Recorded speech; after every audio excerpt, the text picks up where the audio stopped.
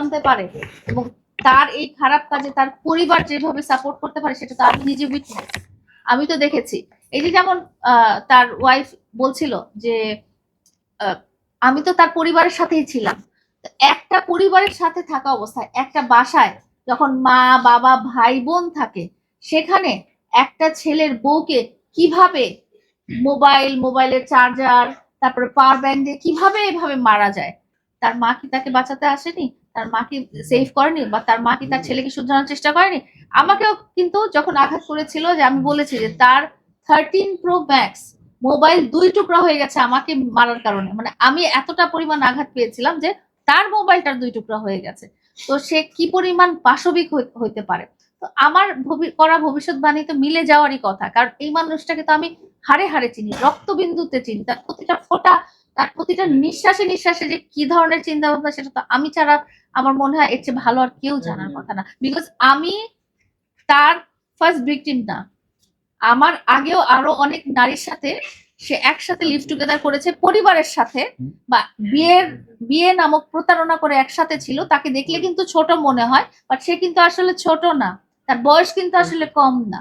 হ্যাঁ, সে বিয়ের প্রতারণা আমার সাথে ছাড়াও আমার জানা মতে আরো 2টো নারীর সাথে করেছে, এবং তাদেরকে এমন ভাবে পিটিয়ে বাসা থেকে বের করে দেওয়া হয়েছে যে তারা ওর কথা শুনলেই ভয় পায়, তারা ওর আশেপাশে যেতে চায় না। এবং ওই যে বললাম, সমাজের ভয়ে, লোকজনের ভয়ে কতজন মানুষ আসবে। আমি এই বয়সে এসে, আমার বয়স আজকে কত, আমার বয়স আজকে 52, 52 বছর বয়সে এসে আমি আজকে ক্যামেরার সামনে বলতেছি, বিকজ আমার হারানোর কিছু নাই। কিন্তু আমি যদি আজকে টিনেজার হতাম, আমার বয়স যদি ইভেন মোহনার মতো 26 হতো, তাহলে আমি হয়তো চিন্তা করতাম যে না, আমি ফিউচারে আরেকটা মানুষের সাথে সংসার করব, আমি এই কথাগুলো যদি বলি, এই কথা কেউ তো আমাকে ভালোবাসবে না, কেউ তো আমাকে সংসারে নিবে না। বাট আমার আসলে হারানো কিছু নাই। এবং আমি আরো এই কারণে বলেছি, যেই কারণে মোহনাও বলেছে, যে আমি প্রথম থেকে আপনাদেরকে বলে আসছি যে আমি এই কারণে সামাজিক যোগাযোগ মাধ্যমে এই কথাগুলো প্রচার করছি, যাতে এই ধরনের,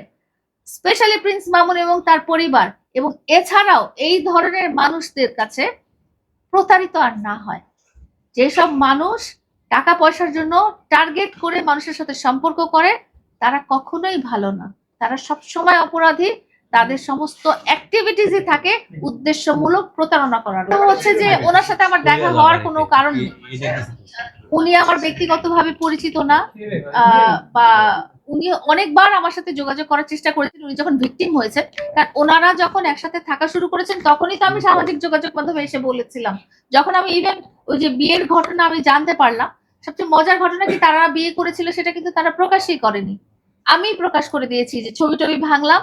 হ্যাঁ, তার আগেই তো তারা বিয়ে করেছে, আমি ছবি ভেঙেছি ধরেন মার্চ মাসের দিকে, বাট তারা তো বিয়ে করেছে বলছে 14 তারিখ ফেব্রুয়ারি। তো তাদের বিয়ের ঘটনা আমি প্রকাশ করলাম, এবং তখনই আমি বলেছিলাম যে 2টা বছর অপেক্ষা করো, তো বা তোমার টাকা পয়সা ফুরিয়ে যাওয়ার অপেক্ষা করো। যখন টাকা পয়সা শেষ হয়ে যাবে, তখন ওই তার আগে থেকে তারা আরেকটা ডাল ধরার চেষ্টা করবে এবং তোমাকে আমার মতেই ছেড়ে দিবে। ওটাই হচ্ছিল। কিন্তু আসলে মোহনার কাছ থেকে সে যতটুকু পাওয়ার ততটুকু পেয়ে ফেলেছিল। আপনারা একটা জিনিস রিলেট করতে পারবেন, সে আমাকে খুব টর্চার করেছিল আমার বাবা মার এই বাড়িটা তাকে লিখে দেওয়ার জন্য, এবং পরবর্তীতে সে এবং তার ফ্যামিলি এটা নিয়ে ইভেন কোর্টে বসে বলেছে যে লাইলা কেন বাড়িটা আমাদেরকে লিখে দিল না। লাইলা লিখে দিলে আমরা কি স্টেডিয়ামে বিয়ের প্রোগ্রাম করতাম, হ্যাঁ, সবাইকে দেশবাসীকে দাওয়াত দিয়ে বিয়ের প্রোগ্রাম করতাম। লাইলা লিখে দিল না বাড়িটা। এবং এই যে নারী যার তার বিয়ে হয়েছে বলছে মোহনা, সেও একটা কথা বলেছে যে তার লাস্ট অফ অল যেটা ছিল, যে তাকে 40 লাখ টাকা দিয়ে যমুনা ফিউচার পার্কে একটা ঘটনা, মানে শুরুর দিকেও একই রকম থাকে, শেষের দিকেও একই রকম থাকে। শুরুর দিকে অনেক ভালোবাসা দেখায়, জীবন সঙ্গী এই সেই হাবি যাবি, শেষের দিকে যেও কিন্তু বাড়ির জন্য, দোকানের জন্য ছেড়ে দেওয়ার অবস্থা হয়।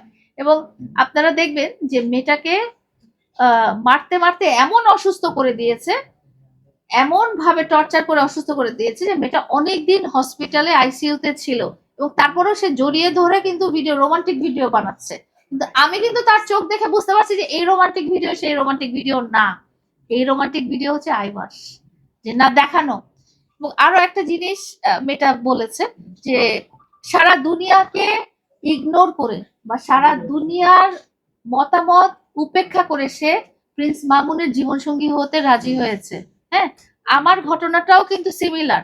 তার মানে ওরা আমার বিশ্বাস ওরা যখন মোহনাকে খুঁজে পেয়েছে যে না ঠিক আছে, এই নারীরও যেহেতু একটা পাস্ট আছে এবং এই নারীরও একটা টাকা পয়সা আছে, এই নারী, আমারও ধারণা মোহনাকে ওরা ওই 6-7 মাস কালো জাদুই করেছে, না হলে তো এইভাবে করা সম্ভব না। মোহনা একজন মডেল, আপনারা জানেন কিনা জানি না, সে ইন্টারন্যাশনাল বিউটি প্যাজেন্টে পার্টিসিপেট করার মতো একজন মডেল। হ্যাঁ, সে নেপালে গিয়েছিল গত বছর সে বিউটি কন্টেস্টে। তো বিদেশে কারা বিউটি কন্টেস্টে যায় বাংলাদেশ থেকে?